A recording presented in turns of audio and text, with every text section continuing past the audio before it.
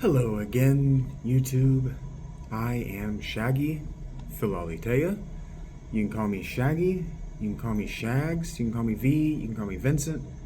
Please don't call me Vinny, and I hate Vince. Philalitea, for those of you who are new to the channel and new to the Greek language, is a Greek religious designation, which means lover or friend of truth. It's what the gospel writers and the first Gnostics and, in effect, the original Christians called themselves before they called themselves Christian. They called themselves Philaletheia, because Jesus was the truth, the way, and the light. And so they were lovers of the truth, in whatever form it came. Any way they could get their hands on it, in fact.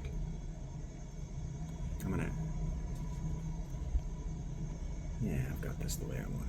I am still learning how to record video with my phone, so there will be mistakes. And I don't remember exactly where we left off in part 16. My life has been very dramatic and exciting the last 4 or 5 days or whatever it's been. So we're going to return to John chapter 1. And we're going to pick up at verse 43. The next day, Jesus decided to go to Galilee. He found Philip and said to him, "Follow me." Now Philip was from Bethsaida, the city of Andrew and Peter. Philip found Nathanael and said to him, "We have found him, of whom Moses in the law and also the prophets wrote, Jesus of Nazareth, the son of Joseph." Nathanael said to him, "Can anything good come out of Nazareth?" Philip said to him, "Come and see." Now we in the part 16 addendum, as I was walking home, I walked you through what that could mean. The can anything good come from Bethlehem?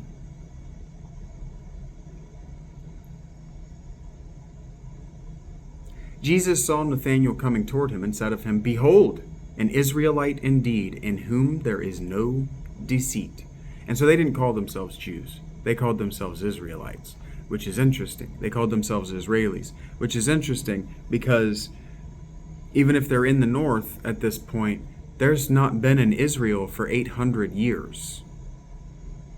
That's very interesting. Now, like I keep saying, it's outside, it's beyond, past, over the 500-year folklore statute of limitations. Copyright, trademark. After 500 years, you're basically allowed to do fiction with folklore. Nathanael said to him, "How do you know me?" Jesus answered him, "Before Philip called you, when you were under the fig tree, I saw you." He cold read you, Nathanael. That's how. He knew he was coming here to meet Nathanael. He already knew Philip. Philip told him that he was going to go meet his friend under the fig tree. "So you must be Nathanael," is what he said to him. "So you must be Nathanael. I've heard a lot about you."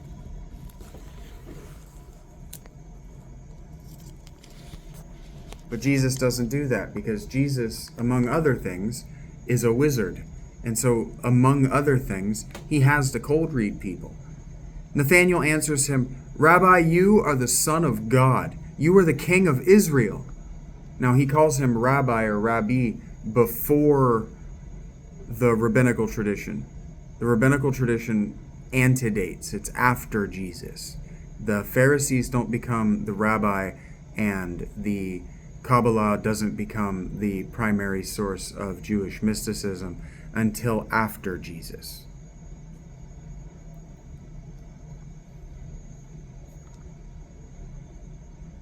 Jesus answered him, "Because I said to you, I saw you under the fig tree, do you believe?" And so what he's saying is, because I just cold read you, that's enough for you to believe? "You will see greater things than these," Jesus promises him. "Truly, truly, I say to you, you will see heaven opened and the angels of God ascending and descending on the Son of Man." So that's a prophecy, sort of related to Ezekiel, but more like, in fact, I'm pretty sure that angels ascending and descending line is I am fairly certain that's Enoch. I'm fairly certain I know where it is in Enoch, but if it's not in Enoch, it's still in another prophetic book that everybody knew. Everybody knew what he was saying. He's saying, I'm going to be able to take you on an awesome trip. I'm going to be able to show you the other side. You're going to have things to talk about. You won't have to go through the warrior cult with Andrew and Philip. I got you. 2. On the third day, there was a wedding at Cana in Galilee, and the mother of Jesus was there. Jesus was also invited to the wedding with his disciples. When the wine ran out, the mother of Jesus said to him, "They have no wine." It's very interesting that they don't just say Jesus' mother, the mother of Jesus. They do that because the Jesus here is a placeholder name for God by the time John is being written, and John has already used Jesus to mean God, the lower God, almost the Satan God, but it's not Satan. He's already called in so many words Jesus the presence himself of God. The presence himself is the third mysterious unnamed aspect of God that visits the late tradition characters like Abram and Ezekiel. I've been reading this on my other metatextual work. She comes to Jesus and says, "They have no wine." And Jesus says to her, "Woman, what does this have to do with me? My hour has not yet come." Now he calls her woman because if he's son of God and she's anything other than just woman to him, he's actually responsible to marry and get her pregnant.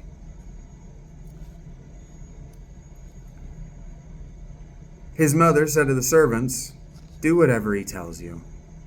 Now there were 6 stone water jars there for the Jewish rites of purification, each holding 20 or 30 gallons. Notice here that they say Jewish rites. So the Philaletheia and Christian rites are already understood to be different. The cleansing ritual is already different by John. Jesus said to the servants, "Fill the jars with water," and they filled them up to the brim. And he said to them, "Now draw some out and take it to the master of the feast." So they took it. When the master of the feast tasted the water, now become wine, and did not know where it came from, though the servants who had drawn the water knew, the master of the feast called the bridegroom and said to him, "Everyone serves the good wine first, and when people have drunk freely, then the poor wine. But you have kept the good wine until now." And here's the thing. This doesn't have to be a miracle either. Now, there's some liminal magic here. What Jesus does is he has them fill up those containers with water, and then he has them cap them after taking out a cup of the water, and then carrying the decanters in the water all the way to wherever, right, to the house, to the host of the house, and then the host drinks it without looking. And if he's already hammered on shitty wine, even sweet water is going to be better to him and his body and his mind than wine. Now, how he can look at it and not know that it's not wine, who knows? But Jesus doesn't do any magic hand gesture. He doesn't make a big prayer. All he does is put the wine in a liminal space, like Schrodinger's cat, so that when the guy put it to his lips without looking at it, it was what Jesus wanted it to be. So there's quantum magic going on here. There's an understanding of alchemy, of transmutation here by the author. Whether Jesus actually did that or not is irrelevant. This, the first of his signs, Jesus did at Cana and Galilee, to manifest it and manifested his glory. And his disciples believed in him. Now, glory used to only be something that the dead got. And so if he manifests his glory, that means that he manifests the things that his ghost can do backward in time after he dies. Do you understand? What he's saying is that crucifixion, that because the crucifixion was inevitable, probably because Jesus is locked already at this point that the author is writing down, and even at the beginning, Jesus is locked in a time paradox where he's always his own father, right? then he also has the ability to go back and change that water into wine for himself, because he's already lived this an infinitude of times by that point. He's Groundhog Day'd himself. After this, Jesus went down to Capernaum with his mother and his brothers and his disciples, and they stayed there for a few days. The brothers is footnoted with or brothers and sisters, which doesn't have to mean, this is in the style of the New Testament usage, which doesn't mean it doesn't mean family. It can absolutely mean his other followers. Because think about, Paul used that word brothers to mean brothers and sisters of the church. The Passover of the Jews was at hand, and Jesus went up to Jerusalem. In the temple he found those who were selling oxen and sheep and pigeons, and the money changers sitting there. And making a whip of cords, he drove them all out of the temple with the sheep and the oxen. And he poured out the coins of the money changers and overturned their tables. And he told those who sold the pigeons, "Take these things away. Do not make my Father's house a house of trade."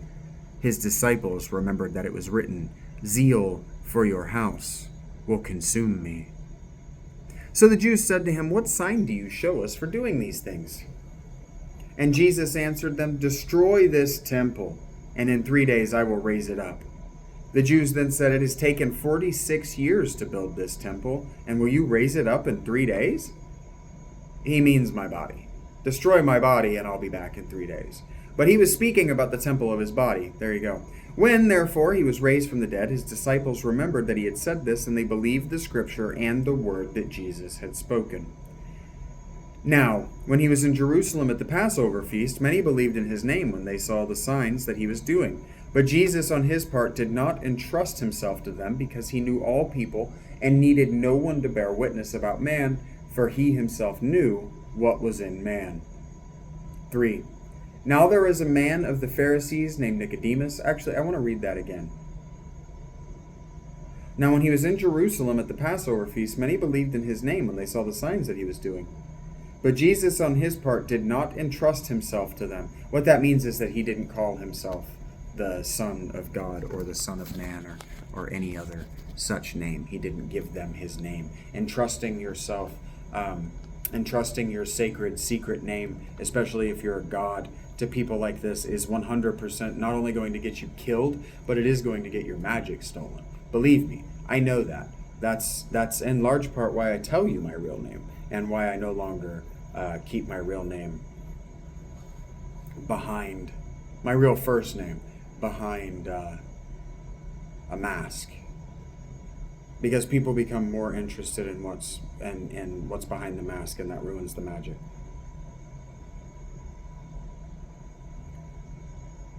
So Jesus, on his part, did not entrust himself to them, because he knew all people and needed no one to bear witness about man, for he himself knew what was in man. Now there's a footnote. No, there's not. That's not a footnote. That's the verse note.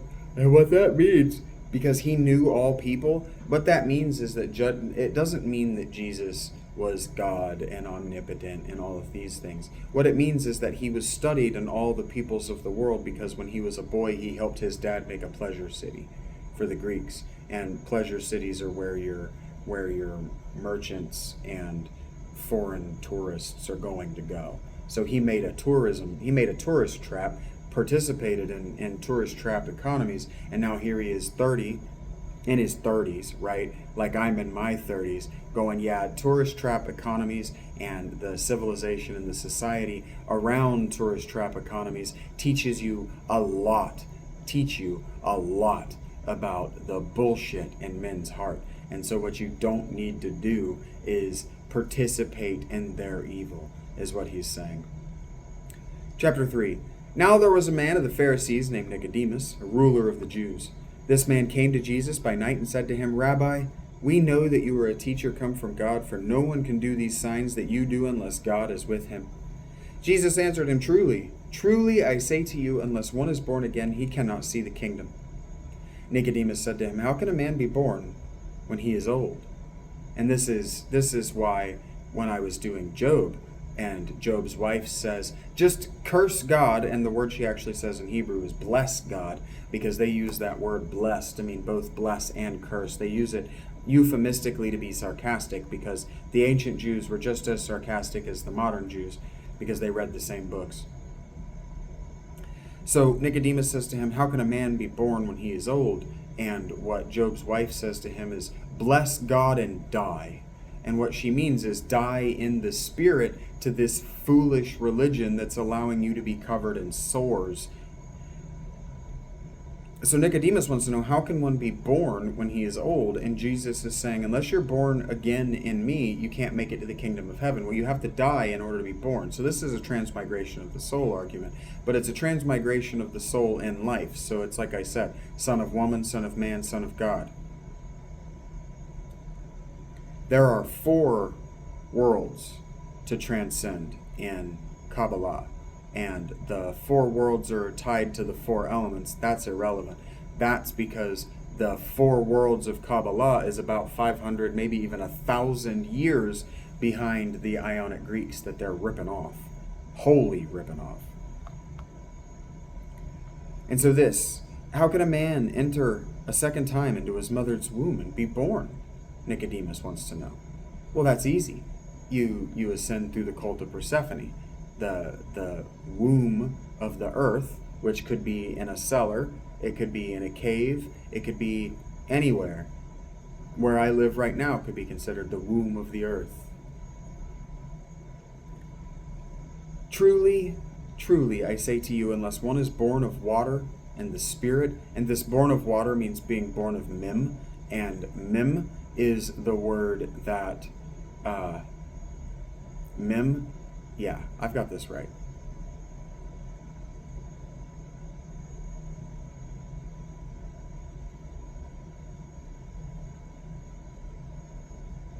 I've got this right. I know what I'm saying, but I'm going to actually do something that I said I wasn't going to do, and I'm actually going to double check my notes because I wrote it down, and what I don't want to do is vacillate on do I, don't I, do I, don't I know what I'm trying to say, as I try to remember something that I learned this morning that, yeah, I was going to say something wrong. Okay, so I don't speak Hebrew. Let's be very clear. But this morning I was reading Ezekiel, and I kept noticing words that don't make sense in the ESV translation. I'm like, okay, this is perfectly adequate if what I want to do is read it, but these words don't make sense if what I want to do is understand it. And so there's a word that that Ezekiel says, and so I'm going to read for you my translation of Ezekiel 1:26. And above the firmament that was over their heads, in appearance like a stone sapphire, was the likeness of a throne, and on the likeness of the throne was a likeness with the appearance of a man above it, high. And so what that means is that he sees exactly what I told you I saw in my visionary experience all through high school. He sees something effectively a ziggurat climbing up to a throne, but then he sees way above that, not seated in the throne, above it, like the sun above the earth, another being with the image likeness of a man, and what that means, a rough humanoid shape. And I never thought to look up. But he says he shines blue, that the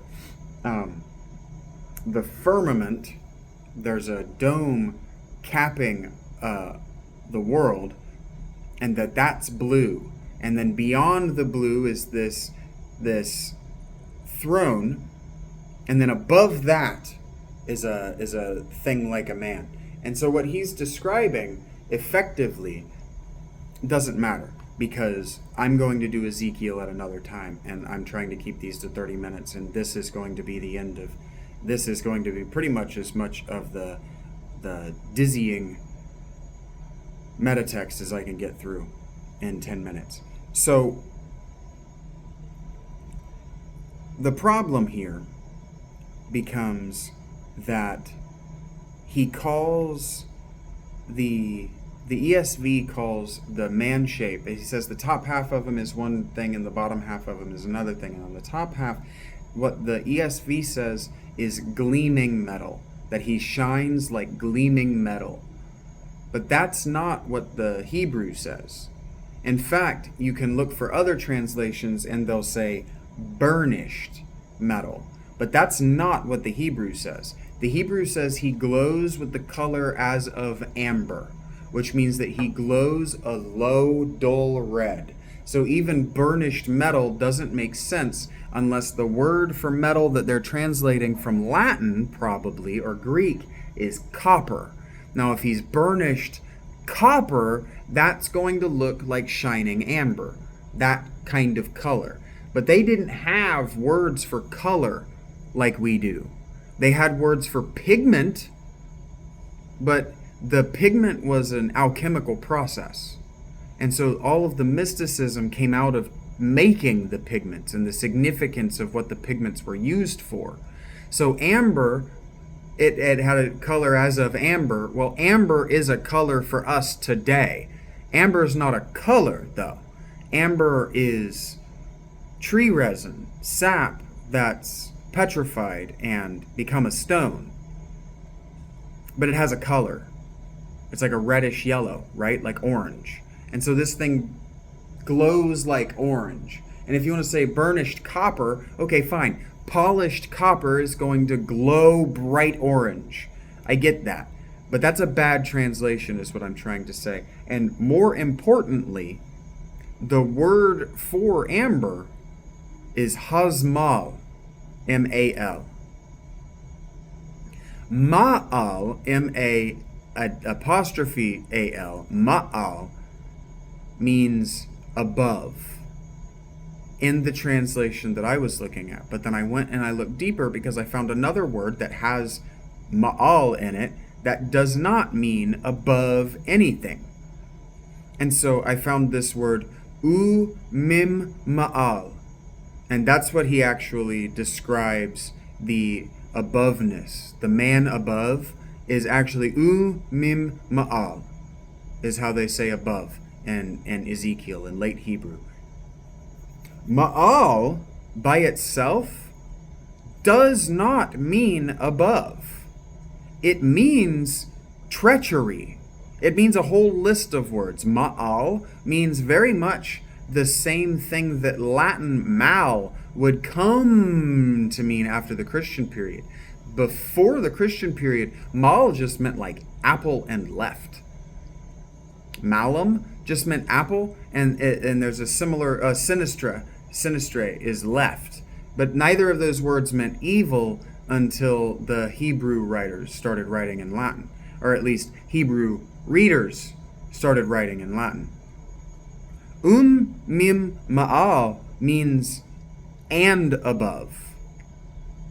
Ma'al means this list of words: treachery, falsehood, transgression, trespass, grievously, or also an unfaithful act.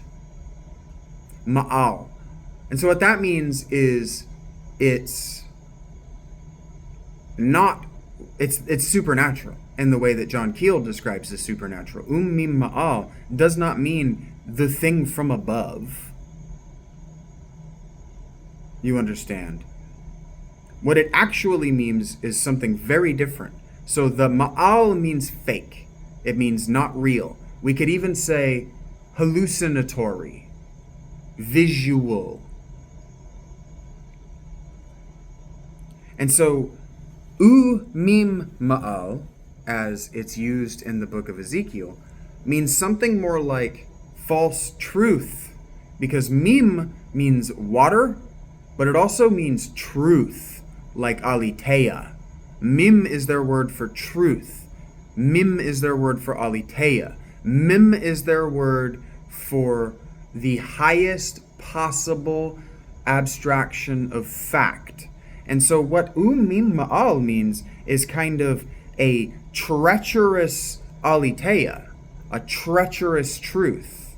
But mim also is the Phoenician or Canaanite word for water. So when Jesus goes to Cana and does mim magic, that's fake water that he's making. It's just water. It's not really wine. It's mim water.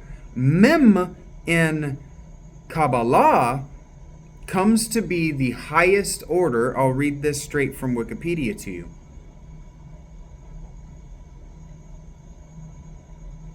Mim in Gematria means the number 40. And in the Sefer Yetzirah, a specific book and a specific kind of Jewish Kabbalah, Mim is king over water, formed earth in the universe. That's not two things. It formed the earth in the universe, because before that, earth was an ideal like Plato, because Kabbalah is just Platonism. It's just the in out of the pocket of trying to get Platonism back into the Hebrew canon.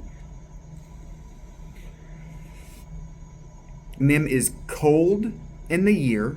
It brought cold into the year, so Mim is winter. And it put belly in the soul. And that was as far as my notes got, because whatever the fuck belly in the soul could mean, I have no idea. But Mim is the Phoenician letter derived from the Egyptian hieroglyphic for water. Mem just means water, but it's also the letter M, and it's the number 40. So Mem is kind of wasteland. Mem is this idea of the watering hole in the wasteland. And in fact, God has a name that's abbreviated as just Mim, Makam, and it means the place. And so what that means is that there was a God, there was a form of the presence of God at one time that was just a watering hole in the desert. But because we know they come from Ethiopia and Libya and North Africa, and we know they spent time wandering around the deserts of Arabia, and we know they settled in Syria, these are people that would very much highly value water. The other thing is, once they ran across deep water, they would highly mistrust it. And so that has me thinking about Job and Leviathan, because Job, the Leviathan character, shows up a few times in Job. And the first time he shows up, Job is saying that he would rather that the people who pray to Leviathan for the destruction of time and space prayed for him to have never been born. So they believed in time travel magic, and they understood time travel paradoxes. Even in the 8th century, if that's when you want to put these books, and they're absolutely not written before the 3rd.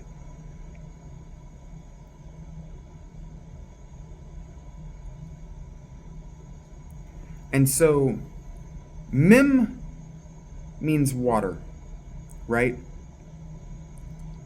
But what he says, what Ezekiel says, is Umim Ma'al, meaning to be above the waters, or that outside the firmament of the fake water, if you run in the desert for long enough and you look up at the sky and you understand evaporation and you understand condensation and you understand the atmosphere, because the Ionian Greeks figured that shit out in the 5th and 6th centuries, and so this is written after that, and you know that, and you're trying to prove that you know that, Ezekiel is going to look up at the sky as a desert-dwelling person, and he's going to call that the false waters, the Ummim Ma'al.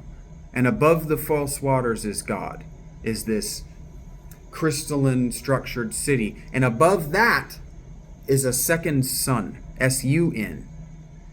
But if Jesus here in Jesus here in John, at the wedding at Cana, in Canaan, right? At this wedding in Canaan, is marrying earth, grapes, vines, thorns, all of that. Every time you hear about earth, you hear about grapes and wine and this tradition as we've been reading through it together outside my private study. And then the false waters of heaven. He's combining those two things in one ritual at a wedding that he refuses to participate in. Weddings weren't just a good opportunity to eat back in the day. Weddings were liminal magic, and they were taken very seriously. And this is how Jesus is able to do this, even if he doesn't cold read them. And the previous subchapter book definitely told us that Jesus is definitely cold reading people, and it's 100% working. So that Jesus could pull off sweet water as wine, holy water that's been cleaned, right? This is clean water. This isn't water that could be contaminated. It's probably distilled water. It's probably water they've evaporated off so that it's totally pure and clean, right? Even of sediment, nothing in it.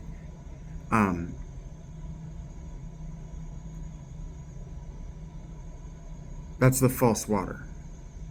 It's false water. And Ezekiel uses false water to mean heaven. And so if John is exactly what I'm telling you he is, and I know he is, he's a Gnostic mystic aletheia, philaletheia, in fact, is what I meant to say, then he's going to say things like, oh yeah, no, Jesus can manipulate the false water and bring earth into existence in the universe. Wine would be earth because of the grapes, not water. You understand? This is magic. It's alchemy, and the four elements, earth, air, wind, water, and their qualities, and the way you manipulate objects in a kind of sympathetic magic was a very real science at the time that John, I got it right that time, that John is writing. That John the Baptist is being channeled to write this book. And so that brings us to the end of this part. That brings us to the end of what I had prepared to say today. But the false waters mean heaven, as in the sky, as in the place where it rains from. Because those waters you can't drink or bathe in, and those waters aren't cleansing and pure. If you've ever been in a forest during a rainstorm, you know that water's dirty. That water's dirty and gross. My bag is only now starting to not stink. And you could look at here, look at my crotch. Check out my crotch. Can you see how dirty my sleeves are? These were hanging up, this shirt, this jacket was hanging up in a forest. It wasn't lying on the ground. And it's just filthy with mud that comes out of the dust and the evaporated up sediment from the water beneath the trees. So water isn't necessarily clean. I know you know this, but it wasn't necessarily clean in the ancient world either. And the ancient people knew this. Think about Petra, but you don't have to know the mystery of who built Petra to know they had unbelievable aquifers, and to know that the Saudi Arabian desert nomads knew where to find hollow mountains. In the Sinai Desert, there are hollow mountains that act as natural reservoirs for water. They'll fill all the way up, and you can just draw the water out like a well. But it's only after the rainy season. So they understood that that's false water. The rain, the sky, the heaven, that's false water. You can't use that water. But you can use the water that's in the earth. And so that false water actually made the earth. And if you think about it, the waters did make the earth. If you understand the volcanic process, and you don't have to live in the Mediterranean for very long, and what you don't know is true, and that you really need to believe me is true, is that after about 600 BC, actually, let's move it back. Yeah, after about 600 BC, the world's intelligentsia, even the Jews, were doing science. They were doing experiential science. You can read it in the books. I keep showing over and over and over again that immigration of single parties, one person, was a thing that was happening. Herodotus was not the only person who traveled the Mediterranean and Middle East to get information about his neighbors to write books. The rest of those books we don't know about for the most part because they didn't survive to history because they were either full of bad information or Herodotus was so good you didn't need the others. They didn't become bestsellers. And so the ones that were in Hebrew or in Greek or Aramaic that were written by Hebrews, by Jews, wouldn't have survived to history. They wouldn't have survived to history without being redacted, edited, and made mystical in exactly the way that Ezekiel and John have been and are. Do you understand what I'm saying? Thank you for listening to this blinding, dizzying array of metatext. I will continue with the book of John tomorrow. 30 minutes is as many as I can devote today. I have other things to do and other places to be. But we'll get back to it tomorrow. We'll do more John Keel tomorrow. And I will be, for those, I don't know why I'm saying this. There's nobody going to watch this today. But I will be continuing to do my live streams with Magic Shadow on Twitch.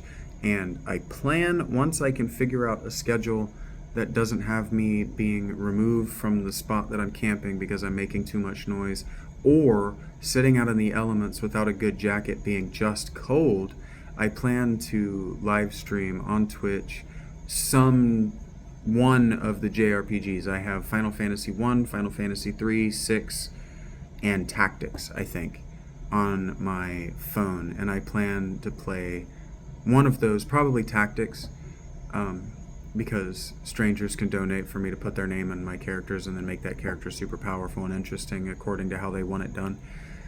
So that's probably that is going to happen. I would like to start it today because I'm not going to be able to hang out in the library as long as I want today because somebody else wants these rooms and already has them booked, and I don't want to make that kind of noise out in the public space.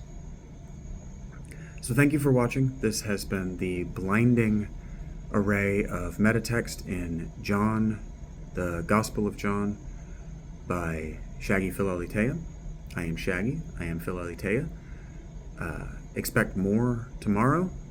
More vlogging about my life. More reading from John Keel for Spoopyween. More blinding array of metatext from John. And just look for me on Twitch. Thank you for being here. Like, subscribe, comment. Consider finding it in your heart to donate $1 for me.